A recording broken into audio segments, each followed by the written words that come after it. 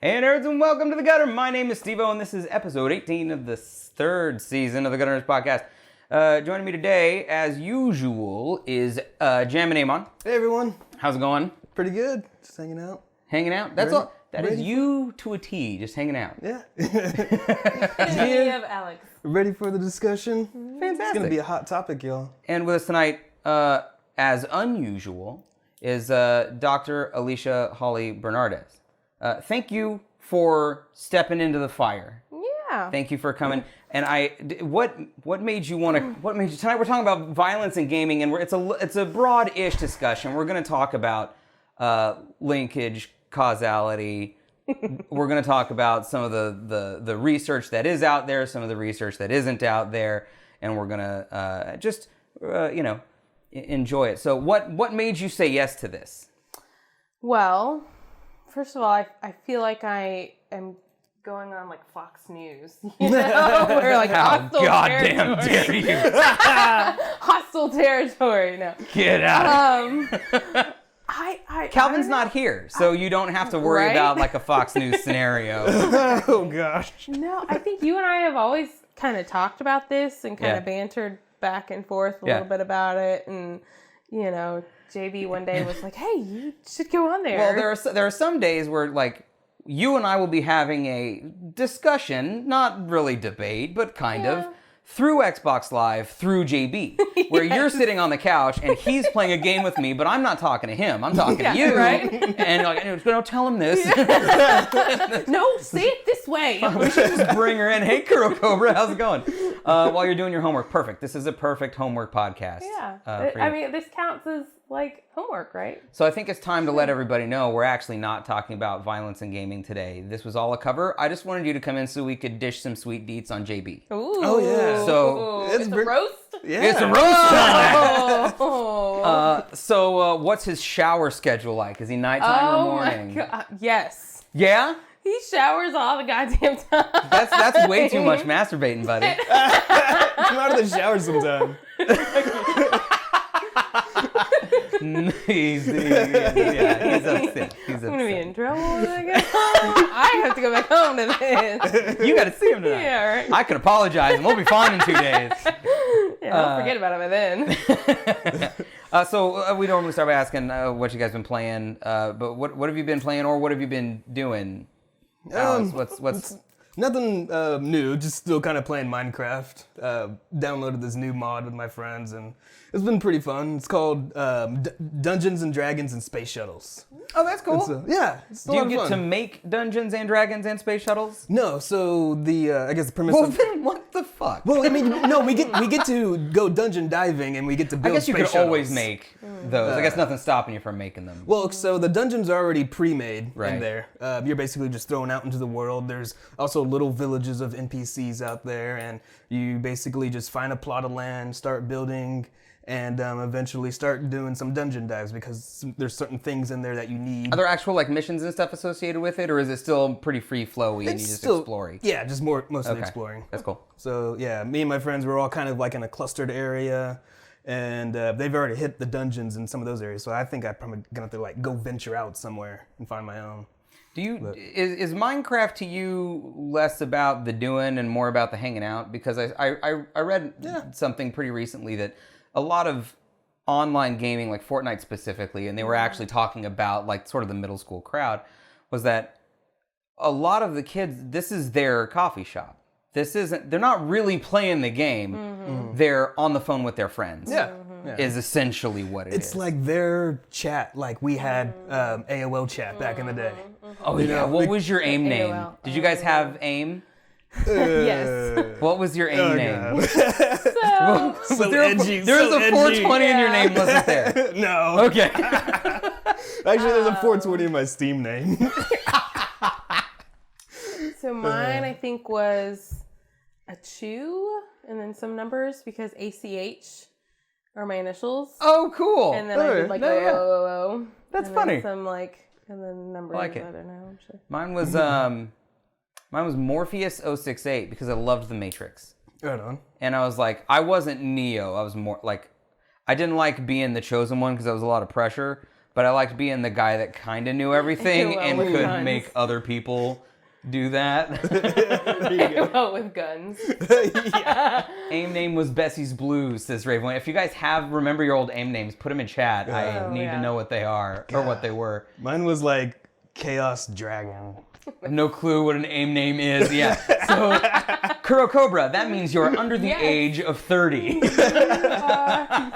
AOL Instant Messenger. Country Girls was Country Girl last time, too. Good, keeping it the same. Did you guys ever have ICQ? Which was also another messenger program? I don't think so, no. Okay, never mind. Is ICQ, really old. but I Seek You was like Gotcha. It looked like a little flower.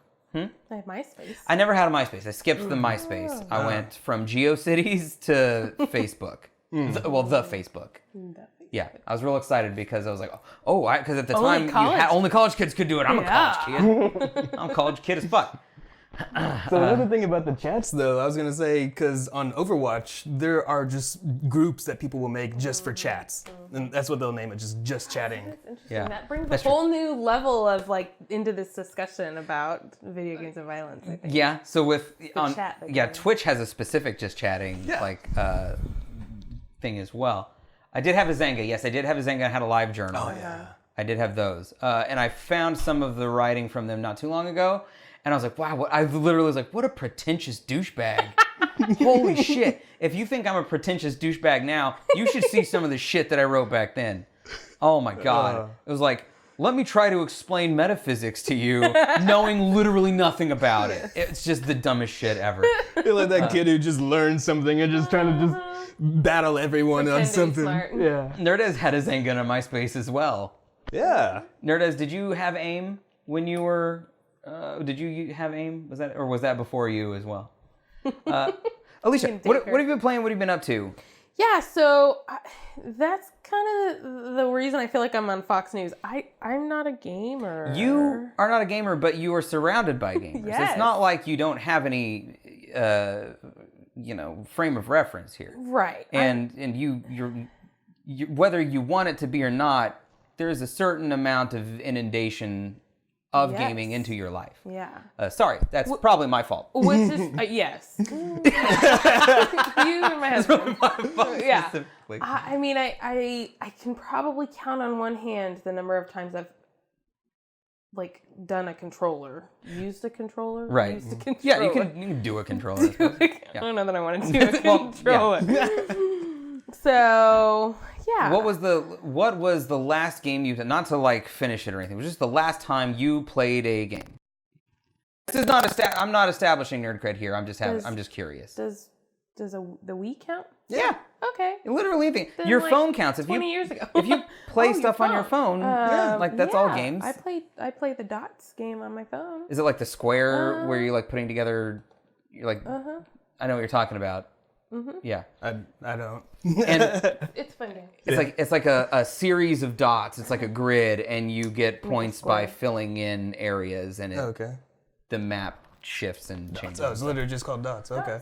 Yeah. All right. Also, Alicia, you've appeared. Solitaire user. You're on stream actually. If you guys want to watch this, you did an entire game with us when we played through Until Dawn together. That was the game I was thinking of. Was the last time I played a game. And since Starbreeze Studios, I think it's Starbreeze Studios, has released another game, I'm gonna have to figure out a way to get Tenley watched so that you and JB can come and do it all again with the new JB game. was saying we need to schedule time to do that. Exactly.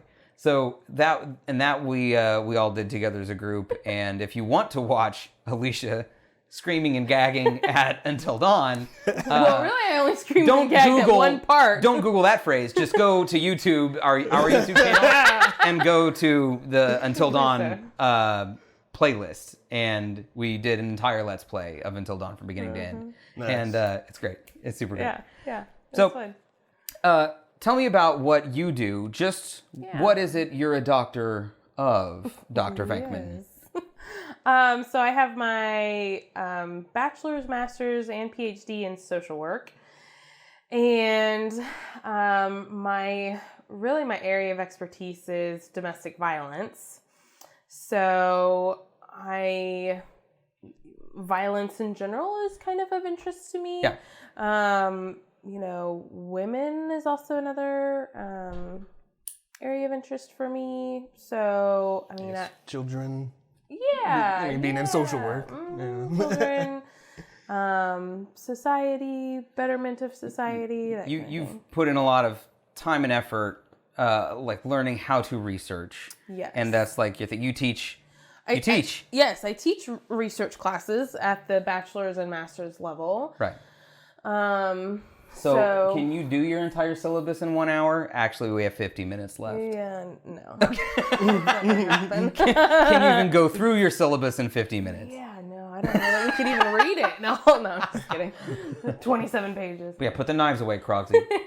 Jamie says she plays Pokemon Snap. Instead of Pokemon, it's people. Instead of getting points, she gets money. Oh, because you're a photographer. Yeah, so JB and I like to joke that my area of expertise is domestic violence, and so he should be, like, scared. Yeah, she knows all of the life hacks. Right. She knows exactly what to say to the police. Right. Right. So I actually worked at a police department, so... Really? Yeah. Mm-hmm. What was that like? Oh, it was awesome. Yeah, I worked with any and all victims of crime in that city that I worked in, and so I would go for like ride-alongs with police officers overnight, and I would go, be called out on scene several times for different instances. And wow, that's intense. Yeah, mm-hmm. Yeah, it's very intense. I say literally, that's intense. Yeah. Yeah. You guys should hide your weapons anyway, just out of good faith. Just put them away. So did you have? I don't want to if you had like an opening statement or something that you wanted to sort of make or start with, do you have a starting point that you feel that you want to start on? If not, I can... Not really. I mean, I have some kind of points that I thought I wanted to talk about, but I mean, I think for me, one of the biggest things that we learn, there's a couple of different things. There's theory, right? That oftentimes drives why we do research. Right. And so I don't know if you've heard of social learning theory. So social learning theory is this idea that people learn from their environments. Right. And so with domestic violence, we use that a lot because a lot of times individuals who grew up in violent homes where their parents were violent then become either victims or perpetrators in violent relationships as adults. Okay. Right? And so if we apply that same kind of concept to violence in video gaming, right, that's where I think a lot of researchers, that's kind of their drive behind doing the research. So does this actually mean violence in media? Or do you differentiate between these things, and why would you differentiate between these things? Yeah, so one article that I read... Because we used to hear all the time, like, these books are too violent, these movies are too violent, this music is too violent. And they seem to stop doing that so much until the next thing. And so as someone who, consumes this media with sort of a historical frame of reference is like, well, you guys, in 10 years, it's going to be whatever the next thing is. You guys aren't going to care about this anymore. Yeah.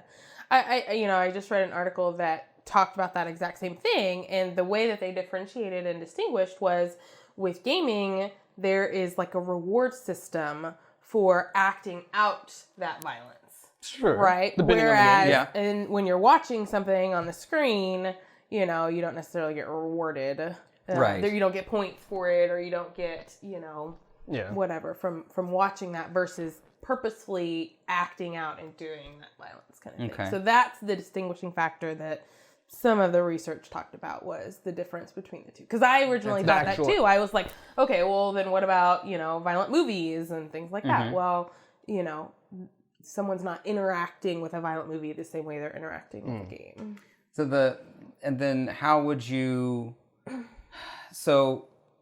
When you're looking up research for this, how do you differentiate? Because if you go to Google right now and you Google violence and video games, you're just going to see art, and from a huge variety of sources. So CNN, New York Times, LA Times, Forbes, and there's a couple that I pulled that reference specific research that has been done in case we wanted to talk about specific studies. But right now, Google search has filtered a whole lot of no's at the top. So how do you, without cherry picking your research, how do you get a good set of what's out there? So first of all, I don't look at anything from any news media. Right. Most of the time, anything from CNN, New York Times, any of those is probably going to be most likely an opinion piece. Or if they're pulling in a study, I go to that original study. Okay. So the best way, if you don't have access to like a library with a database, is Google Scholar. Right. So instead of just Google, look up in Google Scholar, and you will not find any of the CNNs, New York Times, things like that. You'll find peer-reviewed journal articles. So these are articles that people have submitted to journals, and multiple people have reviewed it and deemed it worthy of, being published, essentially. So this is sort of something that I'm going to touch on a little bit later, because I have not really a solution to this whole thing that we're going to discuss, but I have a thing that I think is important. And I've talked about it before, so it's not like a big surprise or anything, but I'm just going to save it till later. Yeah. But part of, I think, what you might be getting at is that when you guys are watching the news, for example, it's not about this outlet is trustworthy and this one is not, although that may come into play in some specific instances. You need to be aware of where the biases may be. For example, if you look up violence in video games and Joystick is reporting on a study, they're a gaming website. They have a bias. Whether you think they're pulling from, even they may think they're pulling from, here's a study that seems to be pretty objective and we're going to report on it. The simple fact is they're going to be less likely to report on one. And it's not that they wouldn't report on it, but we have to understand that they will be less likely to report on one that would have some sort of detrimental gaming cultural thing to it. So the point here is if CNN reports something, anything, New York Times reports something, anything, I have, if I see an article from scarymommy.net, I'm probably not going to put much fucking I don't give a shit. If, CNN or New York Times or ABC News or BBC reports something, then I'm more likely to be like, well, yeah, okay, yeah, that's, but for example, when even, like ABC News did a report a couple years ago, or maybe not too long ago, about how like fucking gross beards are. But and it's like, oh, beards are fucking gross. It's teeming with bacteria and it's absolutely insane. And that was the report. My mom just sent that to Jonathan and I, by the way. But if you look into it further and do some additional research, it's about as gross as hair would be. You should wash it, and if you do that, you're fine. The thing is, people sometimes forget to wash their beards. Was essentially what the thing is, and that's not as scary as the first thing. I feel like it's like they just blow it kind of out of proportion. But that may not be intentional. It may just be like, oh, this is a thing and I want to tell you about it, but you didn't look further into it. Correct. So that's actually the very first assignment that I have my research students do, is go find a CNN article or whatever article like that. And find the study, the original study, and go look at the validity of that study. And tell me whether or not you think it's a good study, And again, they don't know much about how to know what's a good study or not yet. But I have them do that. And if it's like, we surveyed, 5 people at, the health, class, then, they're going to want to be talking about healthy stuff. So, it's looking at the methodologies of the study. And so that's where it gets even more complicated is, okay, so if we're talking about gaming and violence, and this journal article surveyed 10 kids, how much weight does that actually have? Right. And then it gets even more complicated. So another fairly recent article that I pulled had 1,000 kids, but they were from Britain. So it was 1,000 kids and their caregivers. So it was a really interesting article because it wasn't just self-reported from the kids. It was also corroborated. The one that I actually found from Forbes was one that they had done that was not based on self-reporting. That was observable behavior. So, and then you get into cultural differences, right? So can that really be And that was going to be one question too, is this more of an American problem? And from what I understand, these statistics show this is overwhelmingly an American problem. Other countries have the same games we do. Or more of them. And don't have the same levels of aggression and things like that. Yeah, go for it. I'll jump into chat while you're pulling that stuff because I want to bring in people a little bit here. Country Girl asks, is this in nurture versus nature? How much does that come into play here with this specific topic? Yeah, I mean, I think that I think that's absolutely somewhat relevant. I mean, I think if you were raised in a home where all they did is gaming and screens 24/7 and they don't have appropriate coping mechanisms for anger. That does all sound awesome. Yeah. To me, that sounds terrible.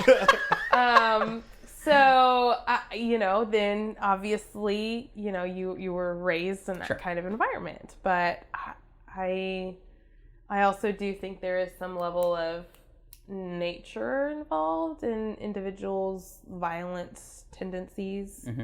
But I think nurture plays a much larger role in this aspect. Most definitely. Like I have a story about that. Yeah. Because so I was visiting my sister in Florida, and her sister's my sister's friend was hanging out with us, and she had her son with us, and it was just a big party at their place. And I'm just kind of hanging out inside, and they have the PlayStation going. They're playing GTA 5. Some of the adults get up and leave and go outside smoking. How old are you? The one little kid, he was probably about, I don't know, I want to say 8 or 10. Yeah. But he starts picking up the controls and starts playing, and I'm just kind of watching him. He's getting cars, driving around. He knows what he's doing, and I'm like just enjoying watching him. And he starts to go on a little rampage. I'm like, all right, cool, he's going on a rampage. Yeah. And but what I found interesting was the two, I guess, perspectives of me watching him versus his mom watching him. And his mom's voiced that, she was just concerned that she didn't want him killing people in the game. Right. And I'm like, well, and my thought process on that, I was like, well, I'm pretty sure he knows that they're not real. And then the other thing was that I was watching that I noticed from him is, I guess, just his strategy, or it's just how he was going about doing it. It was actually, pretty tactical about it. There's some meta things, and this is going to come into play in what I'm going to talk about later, is that there are some sort of meta things that I think are,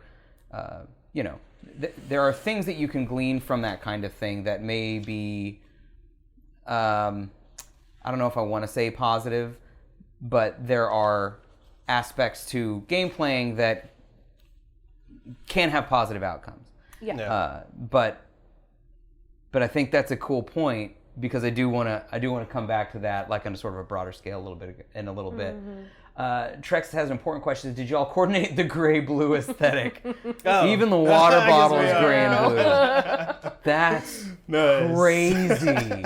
Not even all. They're pretty much just awesome. Yes. Do you like Snopes? Snopes.com? For following up on memes and news articles, I think it's pretty reliable. Again, I'm gonna go to. I prefer Google Scholar. Is that a resource that anybody can use? Yes. Okay, what is? I've never heard of that. So Google Scholar, is like you can Google things on Google Scholar, and it will pull up peer-reviewed journal articles. That's cool. That are much more credible than, news agencies, I would say. And so that is probably one of the biggest problems that we have in a society, unless you are connected to a university that has paid for the subscription to these journal articles. Yeah. It's really hard to get some of this peer-reviewed data. And something to keep in mind is something that Shark mentioned, is that when you're watching or reading any news outlet, they are a for-profit business. Right. So PBS is not. BBC is not. Right. They don't need your ad revenue. NPR is not. Mm-hmm. They have underwriters that they use. Mm-hmm. They don't need you.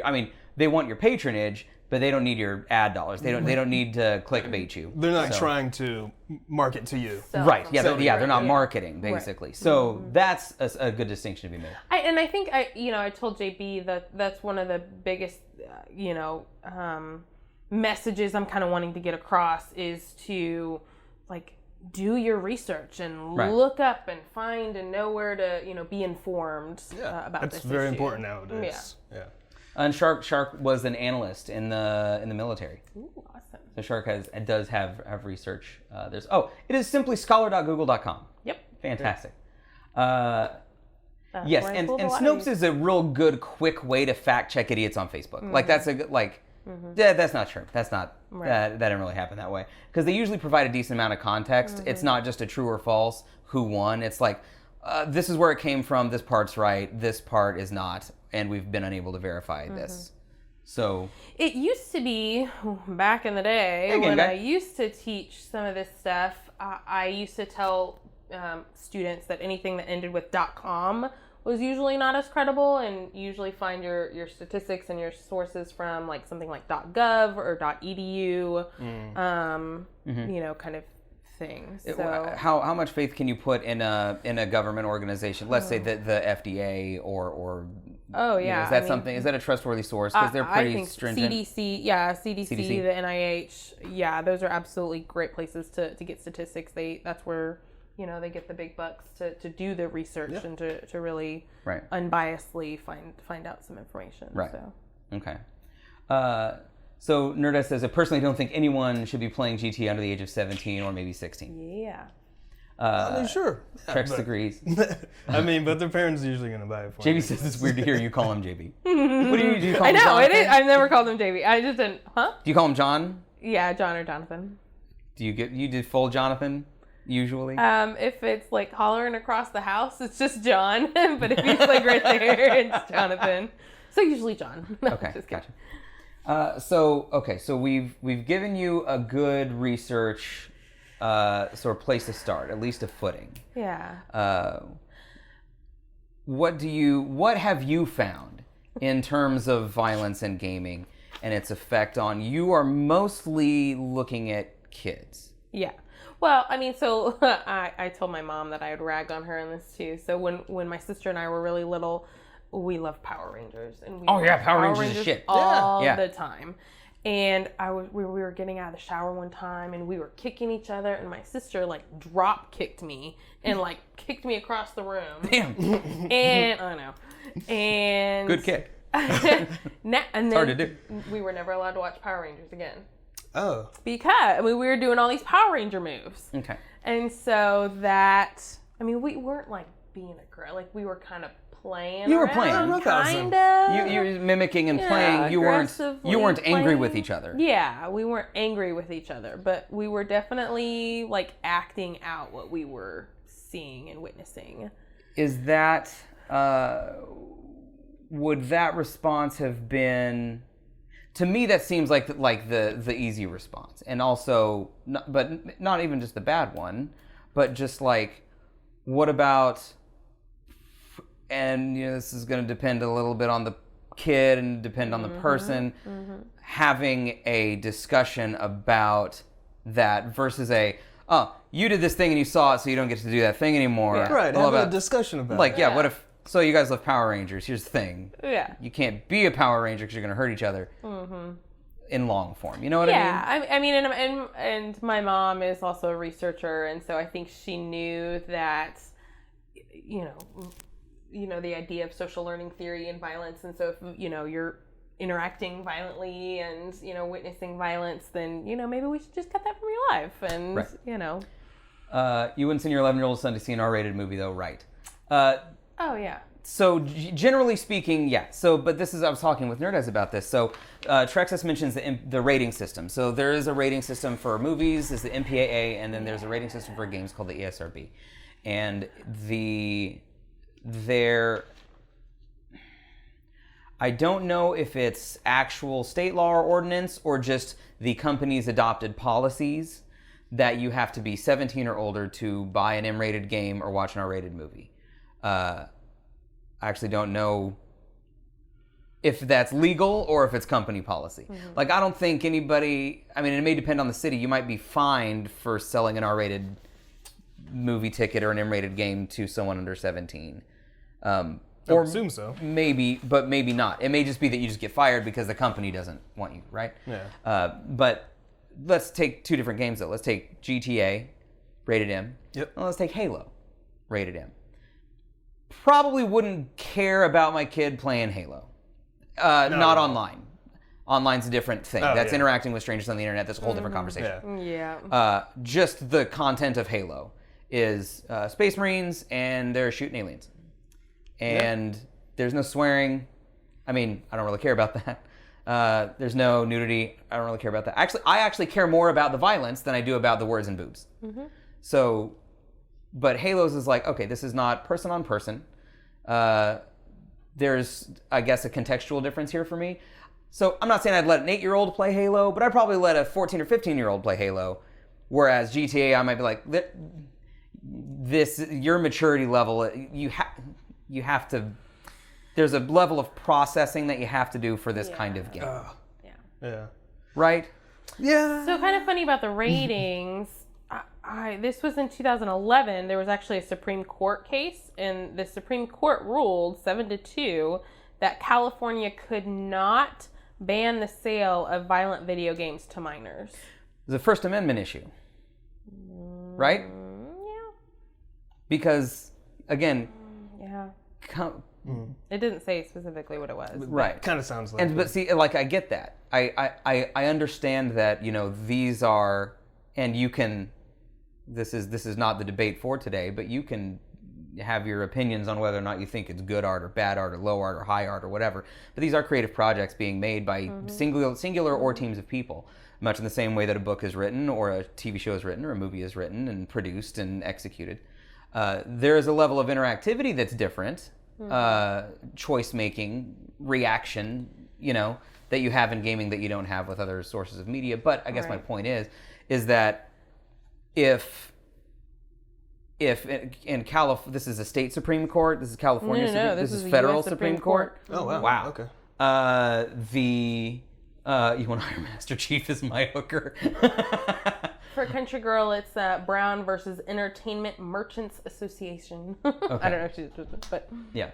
So the idea of having in this country that you have everyone has access to all art, from a legal standpoint, you legally can't get in trouble for selling an M-rated game to a kid, but this is where parent involvement, there is a level of parent involvement, and you should always be engaged. My recommendation, as not a parent, but as someone who has interactions with kids, many teachers in my family, close relatives that have kids and infants and stuff, is to, the more engaged you are with your kid and what they're doing, the more context they have for processing things and dealing with it. But you can't be there 100% of the time. Right. Well, and of course, what did my sister and I do when we were banned from watching Power Rangers? You just did it at your friend's house. Yeah, we just went across the street exactly. and watched it at a friend's house. Right. So, but I think you make a great point about parental involvement. The problem is we don't have control over other parents. And so we're going to be good parents and, watch what our kids play and whatever. But then they're going to go to school and have all these other kids that the parents just let them play whatever they want. Well, so, I think that's... I think it kind of comes to the parenting, just like you were saying. You just have to explain to them what it is that they're seeing or that they're playing. Right. So that they have some sort of, context so they don't, act out on what they see or do. And, you can't make people be a good parent. Yeah, but like you said, you can't control the other parents. Urge you to be a good parent. Be aware of what your kids are consuming and stuff like that. And again, that's going to play into my thing here in a minute. Yeah. Hi, Gripping Yarn. Welcome. Game Guy says parents don't do anything nowadays, it seems. Right. Yeah. That I would agree with that. Is that I don't know. Raven one just a minute ago said, I just did the type of research we all agreed was bad. And it seems the game and movie ratings are company policy and not law. So a lot of industries, especially creative industries, will self-regulate because the government will sometimes, and this happened with, the reason the MPA exists is because the government threatened to step in when film was becoming a thing, like in the 20s and 30s. And they were like, maybe we should have some sort of code of ethics with this. And the film industry themselves went, we'll do it, which I think is intelligent of them. I do not like the MPAA very much because the way that they run their rating system, and it's inconsistent, and it's not entirely helpful. Yeah. Thankfully, that's never when you drill down into it. Like, for example, The Dark Knight, the second Batman movie, I felt like that should have been an R-rated movie. So they didn't use the F word in it, and they didn't show any boobs in it, and there was not a lot of gore, but it was violent, and it was dark, and that was scary, and like, to me, like The Dark Knight and like It are sort of similarly themed like pieces of art, and I love them.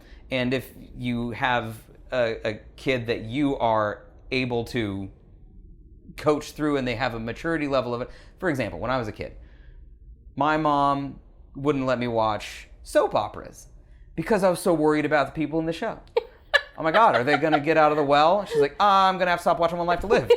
Because it was affecting me. I was, investing in that at an unhealthy level.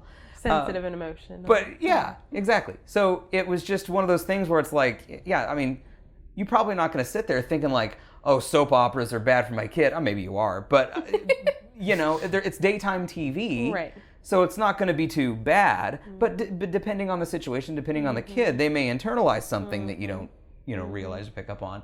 Shersha, hello, welcome back. I played Yakuza and now I beat up random people. They started the fight first. Well, that's just because you're trying to grow your real estate empire, and it's totally fine punching. Well, I don't want to say people, but if you can build a real estate empire by punching Nazis, I say go for it. Go to town. Go out on the town. I'm giving you points for that. I'm not speaking for them, I'm speaking for me. Go for it. I saw the Tom and Jerry episode where Tom kills himself by standing in front of a train all 3 times that it aired before they banned it.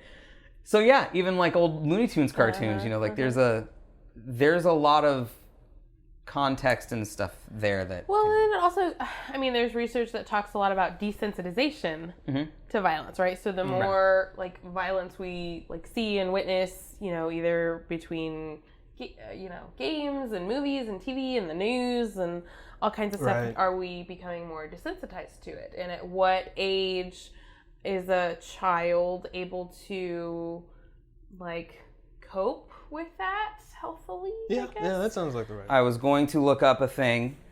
I did not have the thing looked up. And then I'm just going to do this the rest of the time because I think it makes me look smarter. Yeah, so scanning brains between kids that played video games and kids that didn't play video games, and this specific study had found that there was no appreciable difference in that scan. Sure got something like that. But is there... A lot of research comes from universities, right? At the university level, and then at the government level. Yes. So do you put more or less, are both of those, like if you're looking at the actual studies themselves, those are going to be trustworthy sources? Yes, both of those to me. I mean, one, like the government level, might be more like statistical data that you might find, and then the journal articles might be more... It'll have some statistics in there, but more like findings from their research. Just kind of compile everything for you. I mean, and the other thing about research is, there is research out there that literally says that smoking does not cause lung cancer. Right. Based on the study we did, there's no linkage between smoking and lung cancer. Exactly. But that's not true. Right. So, and there's the same with video games and violence. There's a lot of literature that says there's no linkage, and then there's a lot of literature that says there is linkage. And so it's really hard, even as researchers, to understand. But there are certain things that have been researched and that you can take the outliers and go like, okay, well, this was not done the right way, or this happened as a result of this, or these didn't account for proper variables or whatever. Right. And so that's what a lot of people say is they, a lot of studies may not factor in risk factors that, a violent person already might have in their life. Right. And the other thing that sort of comes to mind is like gaming is so ubiquitous. There's a couple of different percentages that I saw, anywhere from 85 to 95% of humans under the age of 20 or 21 play video games, and an overwhelming number of video games feature violence in them. So it's like, to me, when I hear on the news this church shooter played a lot of Call of Duty, it's like, you may as well said he ate a lot of bread. We all do. Yeah. Yeah, that's what one of the things that over 150 million Americans and 71% of teens play video games, right? And so if you're talking about mass shootings in video games, then I mean that's okay. So any one of those, that specific thing is not like, if you, based on the research that we have now. And here's the thing about science is that it always sort of goes a little bit. So like in the 50s, right? It's like smoking and drinking, like go nuts. And then we're like, well, maybe not. As we learn more, I'm not going to fault you for believing those studies because they were, those were the studies available. Right. But just be aware that you may have to change your view based on facts and stuff like that. Raven 1, you don't have to quit smoking. I mean, if you want to stay alive longer, but, there's a quality of life question. Yeah. If it puts a smile on your face, or a couple of smiles on your face. That's funny that you say that. So some of the research also supports gaming as being like cathartic for kids, right? So 62% of boys played to help me relax. As an outlet for aggression that would otherwise be taken out somewhere else, or am I and not necessarily. That? I think it's just, they game in order to be able to relax. Okay. And 48% because it helps me forget my problems, and so a very high percentage talk about cathartic effect of gaming. Very right. I guess escapism. And so if you're gonna kill people, do it in a game, not in real life, right? Sure. I mean, I don't know. I don't know. Right. So what of the studies that you found? What was there any one that stood out as either particularly like crap or just like this seems to be a particularly interesting take? I mean, there's a lot.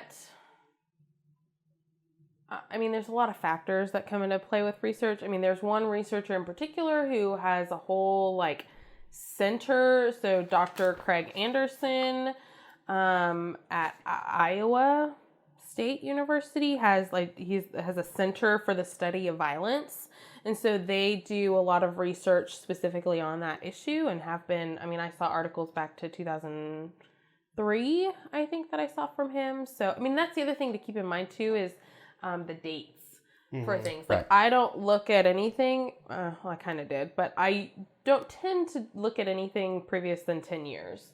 And so that's 2009. I was specifically looking for things published in 2019, 2017, around that area. Because, again, science builds on science.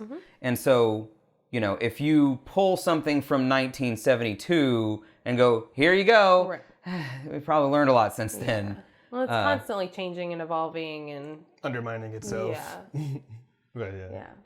It's not just a smile on the face, it's the frown and judgment on others I can't get enough of, says Raven 1. Game guy hates the smell of smoke. I used to as well. It used to feel suffocating to me. Yeah. As I started playing cards more and frequenting casinos more, I sort of am comforted by it. Kind of reminds me of my dad. That's JB, exactly. Just oh, that's nice. I don't really want to smoke, but every now and then I'm like, it's kind of sweet. Smell has a very interesting thing in our brain that brings up memories, a lot of memories for people. Sometimes they'll... Trex is, now that she's pregnant, makes a big production of walking through smoke.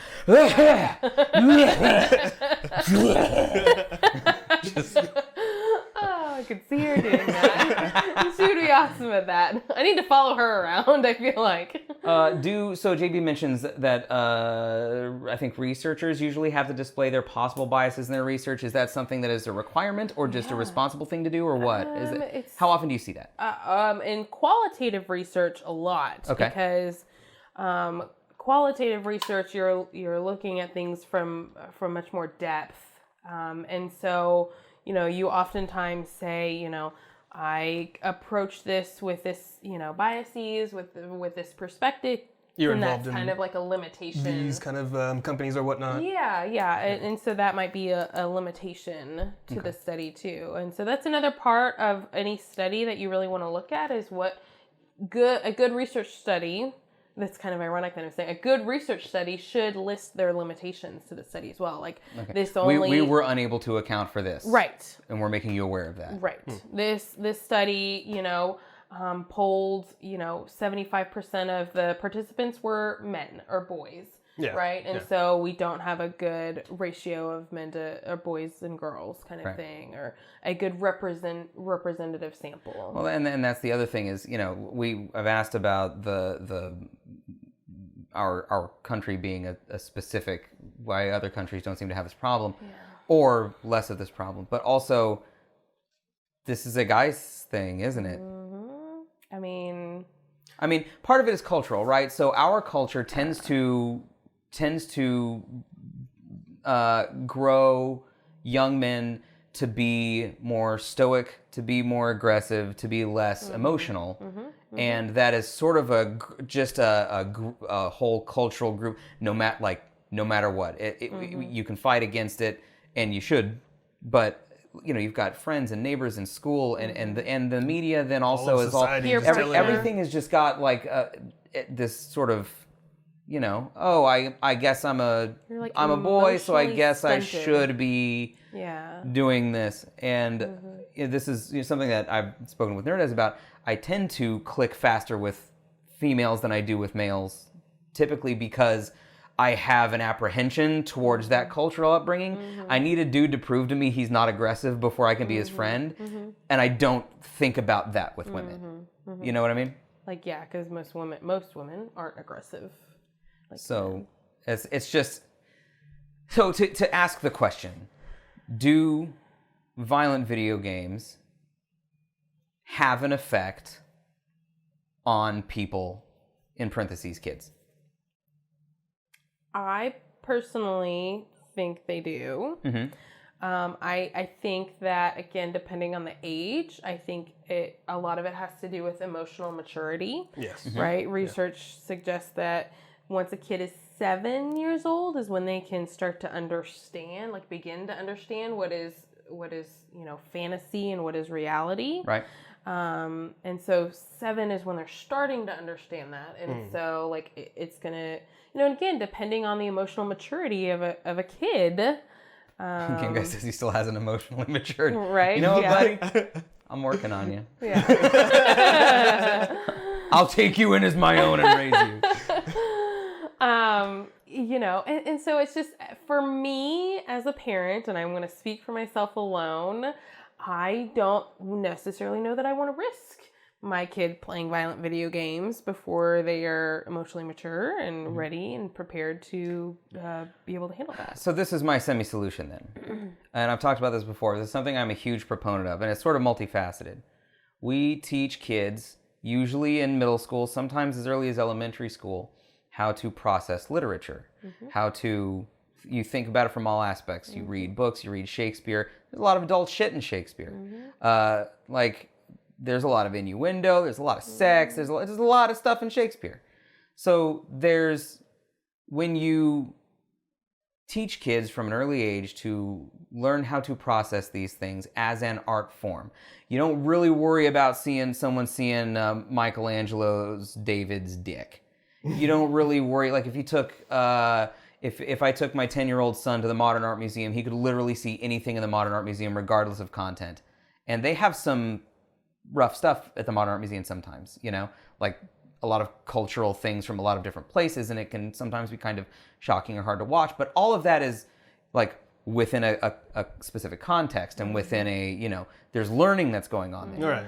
So what I think we need to be doing is providing like media classes, media apprehension classes in middle school, if not earlier. And that would include things like music, things like gaming, things like the news. People don't even know how to watch the news properly because you have to learn how to do that. Have you seen the documentary Misrepresentation? No. I feel like I've talked to you about this before. MISS Representation. That's your homework for this week. Okay. It's like an hour and a half documentary. I'm right. 98% sure it's on Netflix. Okay. My students, I just assigned it to my students. So, we're her students now. Representation. It talks about media literacy and needing media literacy in content in schools. Because, I mean, we do that with some things. And in college, you can get it with film. Yeah. But you don't get it with film early on, but everybody gets it with books. So you don't, nowadays, they used to. Nowadays, you don't worry about giving your kid pretty much any book. My kid could be reading almost any book, I guess, unless it was written by Kellyanne Conway, where they could like flip through it and I'd be like, good, you're reading. You know what I mean? Yeah. I think Trexas makes a great point about context. Right? And like if you're going to the Modern Art Museum, the context of seeing that naked sculpture or whatever is very different than seeing, a naked person on a game. And I don't know that I got there, but that was exactly my point, is that we need to build that context, right? So if like my kid was playing the Dead or Alive fighting game where it's a one-on-one fighting game, kind of like Street Fighter or Mortal Kombat, but the feature of this game is the jiggle physics in the breasts of the women feature. Is like you've got to understand like where this comes from, the kind of people that make this kind of thing, Japan. and to not invest in this as a reality. So one of the things that my dad would always do when we'd watch Cops, to his credit, it is going to sound like I'm bashing him, but it's not. We'd be watching Cops, which is a show based on real things that happen. But even watching Cops, he'd just go, "You know this is fake, right?" And that's all he would do. "You know this is fake, right?" And I just go, "Yeah." Like, I'm not saying that's all you need to do, but that's a good jumping off point, right? Wait. Sure. Cops is fake. Right? Really happened? No. And JB and I were talking about this, a lot of times parents, and I am sure will be guilty of this in the future, will put their children in front of a movie so that they can go like do the dishes or make dinner or clean up. Yeah. And they don't necessarily know what movie it is. Right. And there's just different things that happen in the movie that you can't explain to a child unless you're sitting there with them, like talking through it. Oh, yeah. And so that's, another thing that Misrepresentation talks about is, watching movies or things with the kids to explain and talk to them about things. And that was, by the time I was, 12, 13, 14, and I was like, they had like started a little bit less control over like everything that I did. And like my friends would be like, let's watch Pulp Fiction or let's watch Con Air or whatever. My mom would be like, okay, I will lift the R-rated restriction if I can watch it first. Because that way she could go like, this is not a movie that's going to sit well with you, or this is something that we have to discuss before this happens, right? Yeah. So, and those are important things to talk with your kid about. Yeah. Right. But again, I think we are maybe the outliers because I don't think that is a very normal thing in society for parents to be doing. I don't think they know about what games they're playing. I don't think they know about what TV they're playing. I don't think they know about things that they're saying. The kids are running it for the most part. So if you're a parent, get invested, get involved. If you are younger, if you're on the younger side, do some research into these things and learn from people. There are a lot of great YouTube, so specifically with games, there are a lot of great YouTube places that you can check out. And I'm not saying that you're going to agree with literally everything said, but there are a lot of good places that will break down context and art. Two places that I recommend you start are Extra Credits and Feminist Frequency. So you just listen to what they have to say because it may make you think about other stuff. You're not going to agree with everything. They're not going to agree with every breakdown or every takedown that they have. But getting some context outside of your own bubble is going to be super beneficial to you. And especially like those of you here that are on Twitch, or if you're watching us on YouTube or listening to the audio podcast, you're already on the internet and interacting with people, and you have a lot of times you have no idea if the people in chat are male, female, or other. You have no idea what their background they have, what country they're from, unless they say so, and even then you're just taking their word for it, which is, fine, which is fine. But you are already stepping out there, so that's great. But like get some context, do some multifaceted research, and don't be afraid to ask for help researching something or getting some context with something. This podcast is all fake, right? Am I fake? You tell me, Alex. So the other thing that I kind of wanted to bring up kind of at the end was how it will be very interesting to see how everything changes with virtual reality. I wanted to say that, yes, thank you, yeah. Do you have any thoughts on that? Like, in our final stretch here? Well, I mean, maybe in like the next 10 years. I mean, okay, so in Dallas, I just read that they had put together a VR stadium kind of arcade.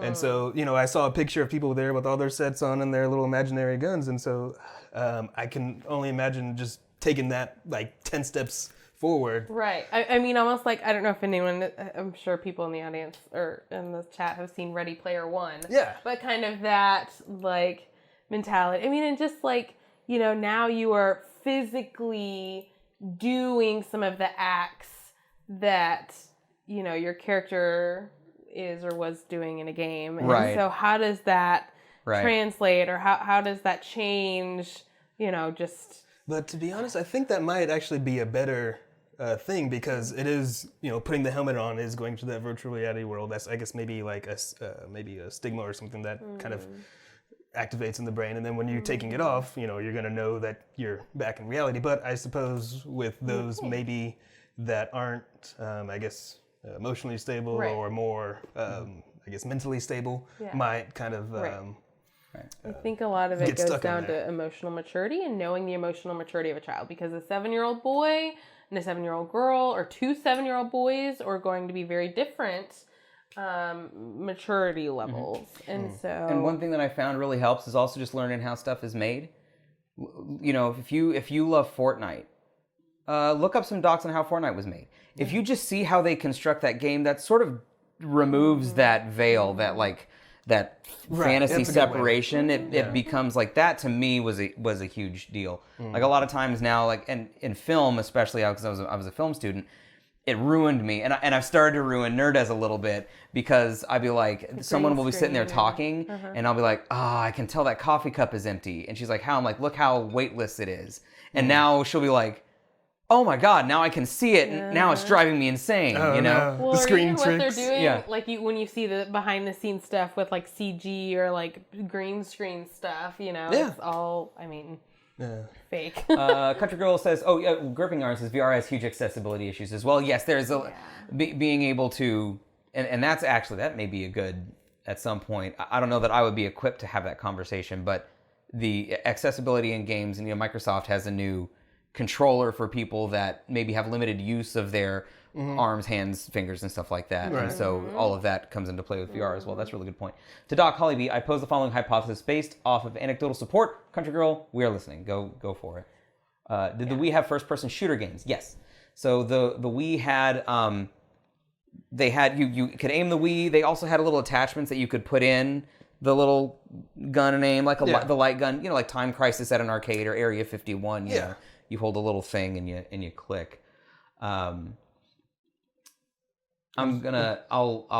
a couple long paragraphs. I'll let you read those while I do the chat. Social media has lifted that veil too, because so many post BTS stuff. What's BTS? Oh, behind the scenes stuff. Yeah. Not the Korean band. Right. And so like, even some stuff with like, I have seen a lot of BTS lately on Facebook.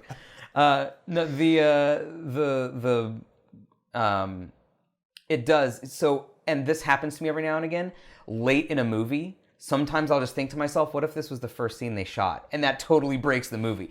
Because, at the end, you're like, they've been through so much stuff. And he's like, grabbing someone by the collar. And he's like, we can't do it anymore. And I'm just like, what if this was the first scene they shot? And I'm like, wow, he actually hasn't been through all that. You know what I mean? It's just, it's every now and then late in the movie, ask yourself, what if this was the first scene that they shot? And it's just totally ruins everything.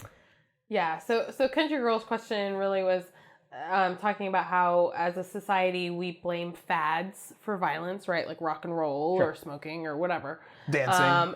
Dancing. Then ignoring Dancing the makes you want actual to fuck. environmental factors was consistently foster violence. Yeah, I think a lot of times we need to look at the whole picture in terms of risk factors for an individual. I mean, just because someone, plays a violent video game doesn't mean they're going to go out and shoot up a school. But if you look at all of the risk factors involved with that individual, maybe they are more at risk for doing that kind of thing. So. And so this is sort of what we were talking about, was if you look at a study or a news report, if you look at a news report, check out the study. If you look at the study, you don't have to go, well, this proves that there's no violence has no effect. Or, well, this proves that violence makes everyone violent or whatever. Just take that as a piece, because people are going to build on that and add to it because they're looking at specific things. And as we include more factors and build upon that research. I think that's another thing that we as a society haven't learned how to do. And truly, it's a skill that you have to learn how to do, is think critically.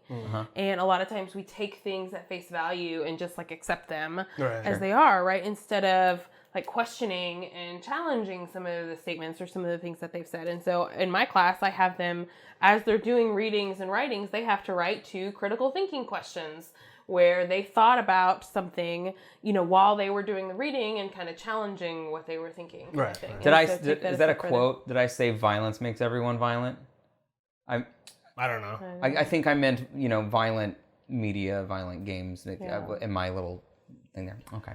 Guys, the last thing that we do before we I said that. Okay, well, just pretend I didn't say that then. The last thing that we do before we call it a night is we go to the fan can. This is the Gutter Nerds fan can. And so I'm going to pull a question out and read it. Okay. Why aren't you watching My Hero right now? Okay, so this is a reference to My Hero Academia. And this is a show that I told Bree and you guys when we did our podcast a couple weeks ago that I would watch. And I did. I watched season 1. And I think, it's good. Oh, no, I know, Game Guy. I know you're saying. You're welcome to mess with me. That's why I'm here. Yes. Poke at him. Have you ever watched an anime? Have you or Sailor JB Moon. ever? Dragon Ball. Do you remember what it was? Game Guy, what was the one that Roz and Soraya gave us? He'll post it in there soon. Okay. You said Game Guy. I think you meant JB. Oh, JB. Yeah. Game Guy, you tell us too. Game Guy, you too. Avatar. Yes, that is a great one. So I watched My Hero Academia, and it's a great show. I love it. I'm gonna keep watching it. Yeah. I actually really love it. I'm gonna keep watching it. What the fuck? That's my wife, you son of a bitch. I can see JB just Okay. So there are a couple things that kind of annoy me, and it's sort of going to be a trope for any series. This actually happens a lot in soap operas as well, where they rehash a lot of shit that doesn't need rehashing all the time because the series goes on for a while. So it's it'll pause, and the main character will be flashing back to something that happened 4 minutes ago. He's remembering a thing he himself said. He's Deku's the name of a hero! And he's remembering that before he does something. I'm I was there. You don't have to refresh me. Yeah, right? I was there. I just watched that 4 months ago. And I like Bakugo because he's so two-dimensional. He's I hate you, you damn nerd. I'm gonna kill you because you're a nerd. And I'm this guy's righteous. He's really good. But aside from little dumb things like that, it's a really cool arc. I like the way, actually something that one of my friends, Josh, pointed out was that Japan clearly has sort of a different view of superheroes than the United States does. Whereas in the U.S., the government interfering with the superheroes the worst thing in the world. It's how do you get involved with the government? You piece of shit. But in Japan, it's everything is tightly regulated. And of course, if you're a superhero, you have to register with the government and do government sanctioned activities because someone has to keep you in check. It'd be crazy to be this militant renegade, no, right? Melissa. Yeah. Oh, so it's just Boston Tea Party. It's a really cool. On a similar note, you should definitely. Have you heard of The Boys? Yes. You should. Have you watched it? I watched the first episode of The Boys. I actually read The Boys. I read some of The Boys back years and years and years ago. Okay. And so when they made the show, I was like, oh, I remember this comic. That was a tough comic to read. It's graphic as shit. And then I watched the first episode, and it is graphic as shit, but it's good. It's the anti-superhero. If you wanted to like Watchmen but didn't like Watchmen, you should watch The Boys. Yeah. But anyway, called it. My Hero was good. The Boys is good. Where can people follow you, Dr. Alicia Hawley-Bernardez? Do you have an internet presence? Do you have an internet presence? Yeah, I've got a Twitter. If you want to, you don't have Twitter? to. You don't have to out anything you don't want to out. But if you want, if there's, go to what was the Google? Scholar.google.com. Yeah. Yeah. In lieu of following Alicia, go check out scholar.google.com and bookmark it. And if you want to research some stuff, do that. You'll have a file folder full of research. I mean, and this was just like what I pulled in like a day. Did we do a good job of you? Was it worth doing all of that based on the converstion we had today? Yeah. Or did I waste your goddamn time? I'm a huge nerd, so this was fun for me. I don't know. And so we didn't yell at each other. I know. We didn't even really disagree on anything. I mean, I think you and I are probably going to raise our children differently. I would think so. But, yeah. you know. I would, yeah. Yeah, I think that's that a whole nother you and Nerdez will probably raise kids a lot similarly, though. Because even she's then she's like, you and her need to be on the need to have some conversation. No, I'm kidding. We have had conversations, but she, the other day she did say, I don't know that I want my kid playing GTA, and I was like, okay, and she goes, you don't agree, and I was like, well, I literally hadn't actually thought about it until just right now, but I may not entirely agree, but I don't know that I disagree because I think that's a good point. I think it might depend on the maturity level of the kid. So we're having sound issues. I might need a new interface, or maybe need to update some USB drivers or something. I think you just secretly don't like me and you want to Shut cut me off. off, Alicia's mic. I do need a remote, click for some. I need a Cal button. I need a Cal dump button where he's like, you know what pisses me off? Click. What is it, man? I guess we'd still be able to hear him over there.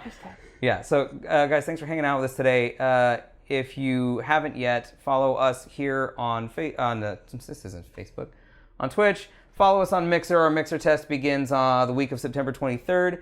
Follow us on social media and all the places that you see there. Next week is Game Night, Season 3, Episode 1. Alex, you have determined the game that the podcast crew will be playing. What are we going to be playing? So I was thinking we'd play some Mario Party. On the Switch. Yes, Mario Party on Switch. Yeah. So that's it. Zach, you're late. Oh my God. But Zach, since you're here, also guys, this week I am the guest on the Uncharacteristic podcast. And if you want to check it out, wherever podcasts are sold, whatever your favorite podcast service is, go look for Uncharacteristic. The premise of the show is that we start off having a conversation and we create an original character based on random words that we've picked out from our conversation and random words we've come up with. So there's some improv, some character creation. Imagine Whose Line Is It Anyway had sex with the character creation screen in Monster Hunter. Oh. And that is the progeny. That's your play. Trexus summed up our entire talk. Violence begets violence. War never changes. Eye for an eye, and the whole world goes blind. So we'll see you guys next week. My name is Steve-O. I'm Jamin Amon. I'm Alicia. Hi, Alicia. Did you say bye, Alicia? Yeah. Bye, Alicia. Bye, Alicia. Bye, Felicia.